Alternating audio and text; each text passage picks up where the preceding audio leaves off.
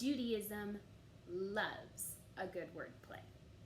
And during this month, there's no better word to play around with than the name of the month itself, Elul, spelled Aleph, Lamed, Vav, Lamed.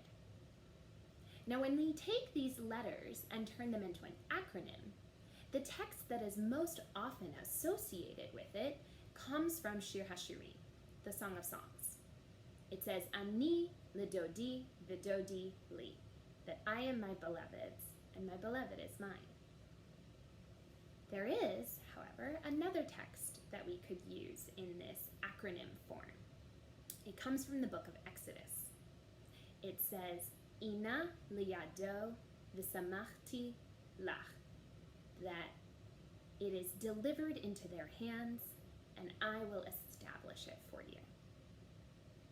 It's referencing God establishing the cities of refuge, which were meant to be a place of shelter. And so Elul is for us. Because when we make a mistake, when we commit a chait, when we miss the mark, we lose a piece of ourselves, a piece of our essence, even if it is unintentional, as the cities of refuge were established for. It detracts, it takes away.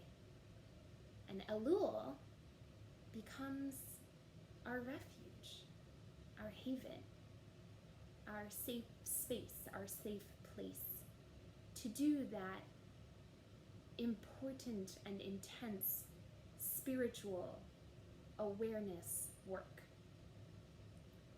to examine and reflect, to be introspective in that haven, that safe place of Elul.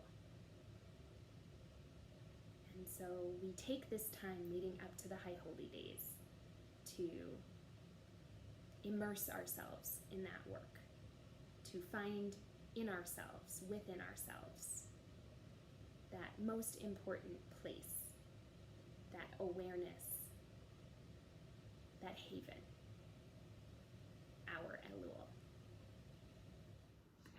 As we approach the High Holy Days, I think about God in two different ways: God as transcendent and God as immanent. The High Holy Days themselves, Rosh Hashanah and Yom Kippur, God is really in that transcendent position with grandeur and with glory and formal, and that's what we need on the High Holy Days. But in some ways that can feel distant, and that is not my ideal relationship with God. During Elul, the month before Rosh Hashanah, it is completely different. This is really the time when God is immanent in our presence. And it's best told by a story that when I heard it, it really made Elul make sense to me. The story is told by Zalman Shneur, and it's called The King is in the Fields. We can determine it as called The Queen is in the Field, or The Sovereign is in the Field, The Ruler is in the Fields.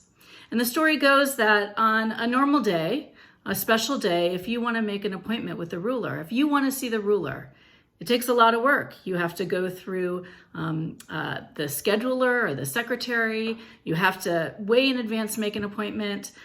You have to wear your finest clothes. When you finally get there, you have to go through a checkpoint. You have to meet various different people. And between every room you go through, because there are many, the gate, the room, the inner chamber, someone is always checking your credentials. And finally, you get to the throne room, but it's not quite where the ruler is. You yet have one more room to go. And you get there, and there is the grand, glorious, majestic throne, and there the ruler is high above. And you are impressed and just in awe, and it is a magnificent moment. But then there are other times when the ruler comes out from the palace. And perhaps in modern day versions, the ruler would put on a pair of jeans. Maybe she wouldn't put any makeup on, be completely casual, and she'd go out and she'd meet with the people one-on-one, face-to-face, just to check in and see how they're doing. And that's what the month of Elul is. God coming out into the fields, out of the palace, out of this high place that God is, just coming to check on us, to see how we're doing. one-on-one, face-to-face. It reminds me of my favorite poem by Yehuda Halevi that asks, where is God? Where will I find God? God is in lofty and hidden places, and yet God's glory fills the world. But towards the end, the last section, when the writer says, I sought your nearness, God. With all my heart, I called to you, and in my going out to you, I found you coming in to meet me.